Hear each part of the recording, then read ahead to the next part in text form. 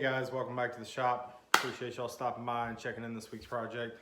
Might have lied to y'all last week, so we got the resin casted. If y'all follow the Facebook page, I put up pictures of it. If y'all follow the Facebook page, I put up pictures of it. So this is it right here. And I was thinking, I was like, you know what, we're gonna do that this week and check it out, but I decided against it for one reason alone. I want to give this its best shot. And everything in carbide I have isn't old, so I ordered new carbide inserts for my tools, and those should be here sometime this week. And I just want to give it its best possible chance. So, and we'll go from there.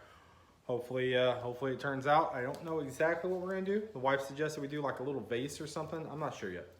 So, and this is it though. So this hopefully will be next week's project.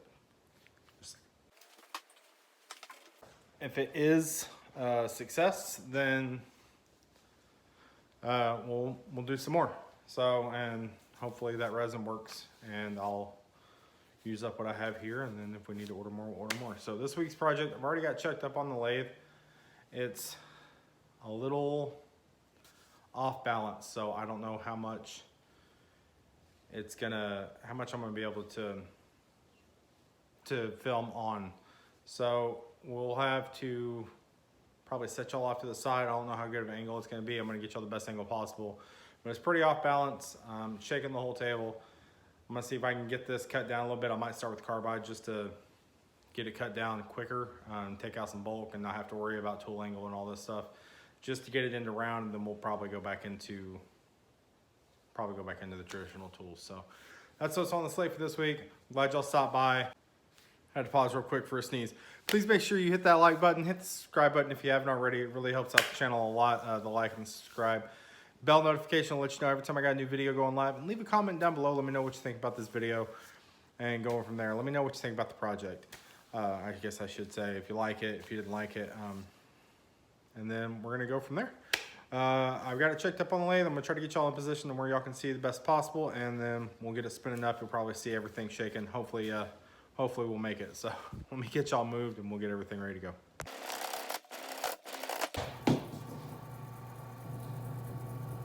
That's what we were afraid of. All right, now that we got this thing mounted back up on the lathe, we are going at it with the carbide cutter, just trying to help get it to round a little bit. We're using the circle carbide cutter right now. This is a piece I had initially tried to do last week. Could not get it to stabilize at all. You can see everything bouncing around kind of in the background, the drill press and my finishes and stuff. It was so much worse last week. I ended up having to take a lot more off of this piece than I really wanted to get it round, or to get it to somewhere stabilized to where I could turn it on this lathe. We switched over to the square carbide rougher, the square carbide cutter here. You can see it's still just insanely out of balance, shaking everything around. I have clamps on top of my drill press and on the lathe to try to keep them from walking off of my workbench here. One of the many reasons I'm looking forward to when I can get a new lathe, because I would like a heavier one that I can turn bigger, more out around objects, and have a way to slow it down slower than the slowest speed on this thing. So the slowest speed I can do on this lathe right now is almost 800 RPMs, which is way too fast for some of the stuff I want to do. We've switched over to the bowl gouge and just continued truing it up and trying to get an outside shape now. Really wanting to go with a complete curve, kind of a closed rim shape. We're going to have to keep on moving this down a little bit, try to get a good tenon on it, make sure that we don't have any of that bark as a part of the tenon. So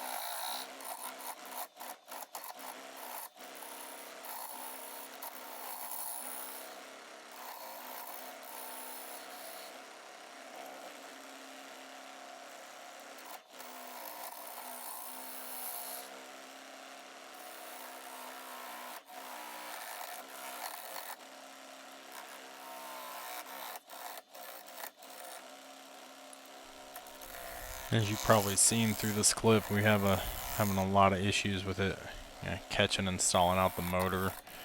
I think that might be because I'm trying to take too big of a piece. Also, along with this thing's half horsepower motor, is just not wanting to help the cutter out at all. So we're gonna take extra small pieces at a time.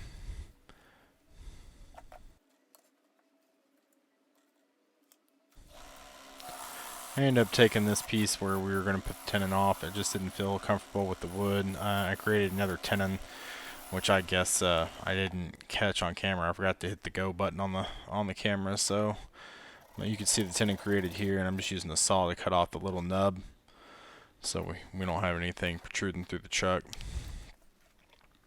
Hope I don't make y'all too sick with all this camera movement here, trying to get in a better spot.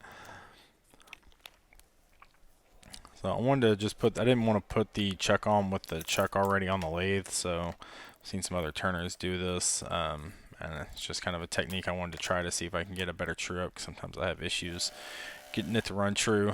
And while it wasn't perfectly true, it was better than I've had in previous times of mounting a bowl back up, just trying to use your hand and press it against the chuck. So then we're going to finish truing it up right here, and just don't want to change the shape much, just want to get it back to where it's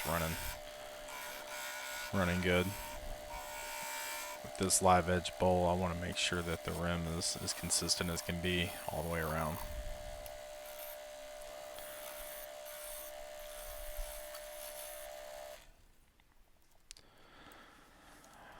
I absolutely love this bowl gouge. It has by far quickly become my favorite tool, and I use it anytime I can, as long as I can fit it in the spots that need to. I didn't use it much on this bowl because of how the shape we did. I had to use more of a carbide. You can see we had already started clearing out some of the top here, cleared off bark, and now we're using the circle carbide to just help hollow this thing out. Again, the footage at the very beginning was lost. I don't know if I forgot to hit the go button or what. Had a pretty nasty catch here, kind of yanked it out of the jaws. Not too bad though, so I was able to just push it back in there and tighten it back up, and it was running pretty true again. So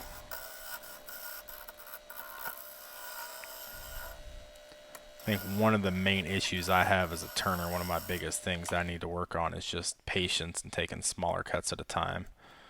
I tend to try to push everything to the extreme, and can't do that all the time, especially if you don't have a lathe that's powerful enough to take those cuts. So we're just gonna keep grinding this down a little bit. I keep getting catches on the underneath side of that lip. That's gonna be a thing that you see throughout the hollowing. Had a lot of issues with it. It was very troublesome for me, to say the least. I was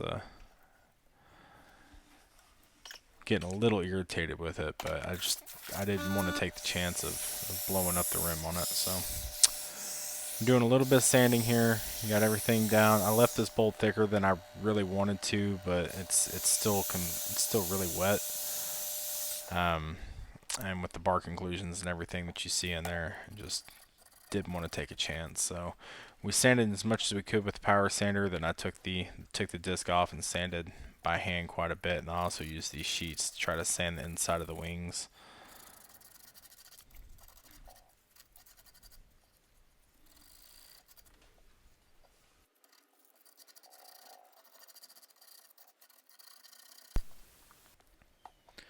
So we're using a different finishing than what y'all seen me use in the past here.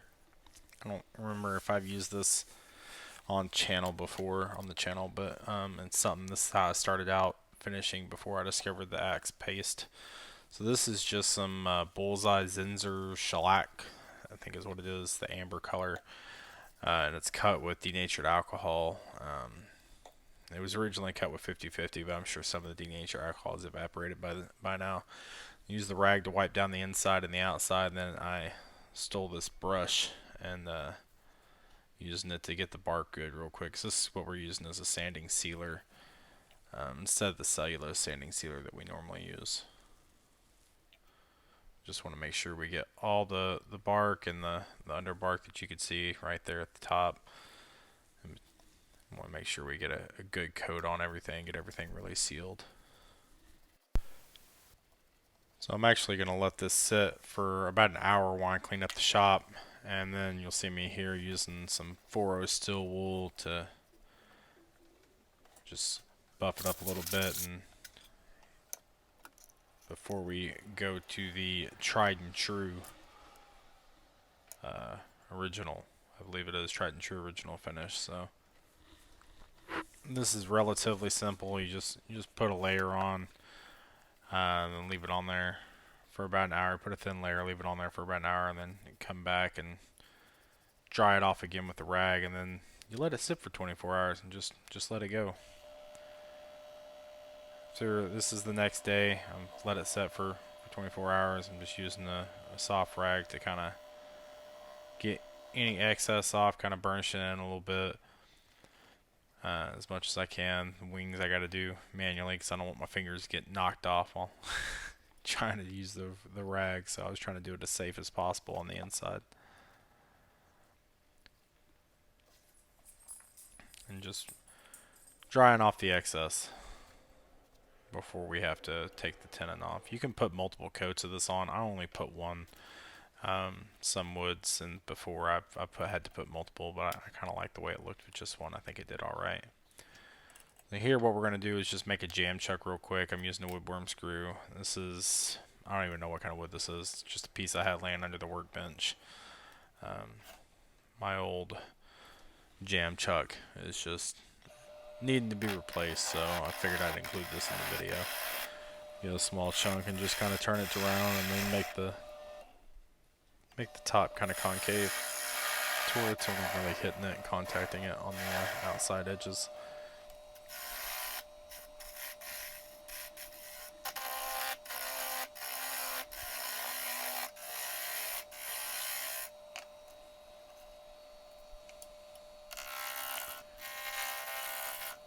I end up making a mistake here. It could have been a lot worse. I end up, I think it's when it gets a little bit more true, pushed the bowl gouge a little too far, and it actually runs into my chuck, and I chipped it really good, so I had to go resharpen it. Fortunately, it didn't take much resharpening. I didn't lose much tool steel, thankfully, but it did chip it out pretty good. I say pretty good. It put a little bit of a chip in the steel, and it was right there is where I did it. So get it freshly sharpened, got that chip out. We're just gonna more carefully finish getting this jam chuck to where we need it to be.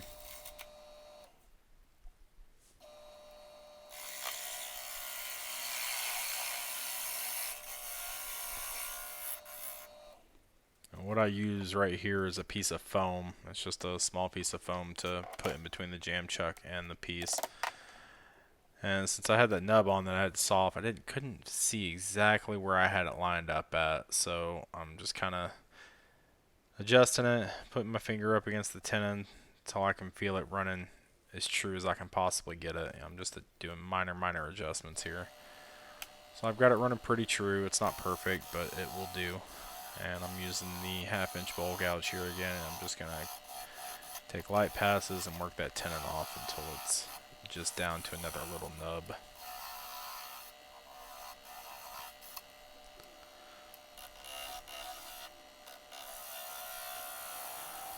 Generally, when you see turners do this, they do it at a relatively low speed, but like I've said before, the lowest speed I have on this thing is like 780 RPM, so taking the diamond tool here, the diamond tool carbide, and I'm just getting a little bit smaller. I don't want to go too small because I don't want this thing flying off the lathe, but I want to have time to sand up as much as I can right here.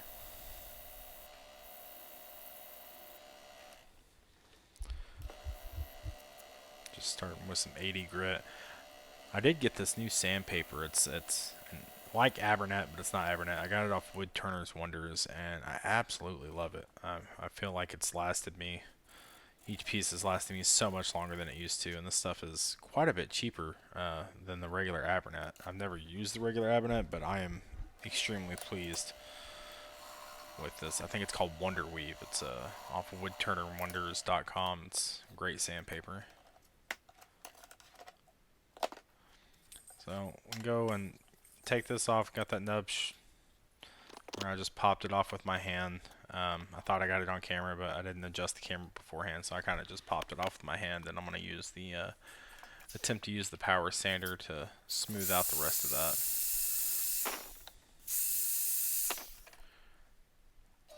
Then what I ended up doing is just ended up mounting the sandpaper into my Jacob's chuck, and it was easier to control the bowl this way than have to hold on the bowl with one hand and hold on the drill with the other. So this way I could keep both hands on the piece, and I got a lathe to do the spinning for me. We worked our way up all the way around this bowl was 80 to 320.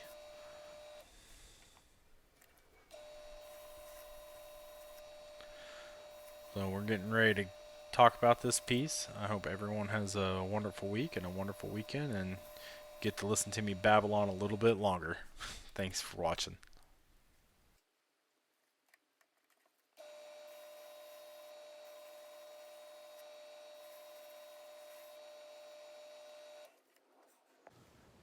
Hey guys, we got it done.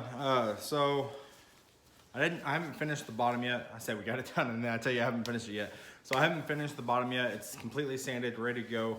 But I'm gonna put crosscut turning in it with the burner date, and then I'm gonna put the name of the bowl in it. Hopefully, that's the reason I haven't finished it yet, is because I haven't had a chance yet, and I want to practice really good, because this bowl is going to someone that's been a fantastic supporter of me and this channel since it started, and he's been a friend of mine for, making myself feel old here, he's been a friend of mine for 15 years, so really good friend.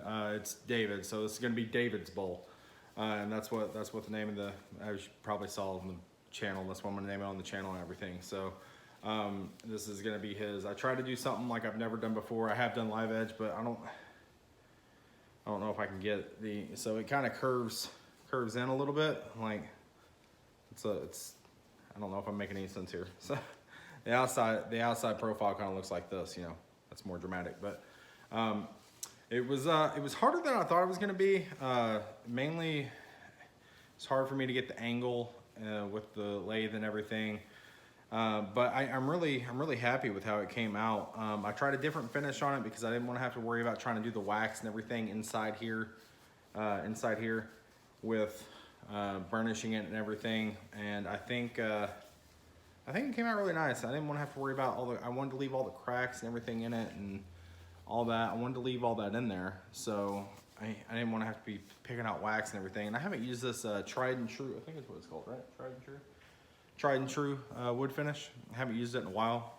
So I did regular shellac amber. It's what's it called? So I did this as a base coat. It was cut about, when I originally did it, it was cut about 50-50 with denatured alcohol. I'm sure some of the denatured alcohol has worn off since then, so it might be somewhere around 70-30 or something like that. But I'm really happy with how smooth this came up. As you can see, this is the second day because I had to let that cure. So I'm probably just gonna do some shellac on the bottom to seal it up after I get everything burned into the bottom, and go from there. And I'll try to put pictures at the end of the finished bottom at the end of the video, but I have somewhere I have to be. So I wanted to get the outro and everything done so I can do my practice and everything hopefully late tonight. I don't have to record anymore. So yeah, that's it. So David, you're gonna be seeing this. You're not gonna have the bowl yet. I'm still gonna have it. I wanted it to be a surprise for you because I know you're like the first one that watches the video every time one gets posted. So thank you so much for all the support on the channel. I hope you enjoy it. I might have to make you come out here and get it, or I'll mail it to you or something. We'll figure it out. But I hope you like it. This is probably one of my most challenging turns I've done to date. And just thank you so much for all the support you've given the channel and me as a friend. So it means the world. I think that's it. I appreciate everyone that watches. Thank you for watching. Please hit the subscribe button if you haven't already. Hit the thumbs up button, ring the bell notification so you know when I got a new video coming live, and comment down below and let me know what you think about this, and let me know if you like it. If you don't like it, if you didn't like a voice or something in the video, because apparently that's a thing. So let me know if you like it. And share the video out if you would. Share it out to your social medias and stuff. Let other people see it. So really happy with it. I hope David likes it too. And I'm gonna stop babbling on. I'm gonna get off here. So I'll leave pictures at the end of the video, and hopefully it'll have pictures of the finished bottom. So appreciate all you guys, and I hope y'all have a wonderful rest of your week and a wonderful weekend before I see you again, and we'll catch you next time. All right, guys, have a great one. Bye-bye.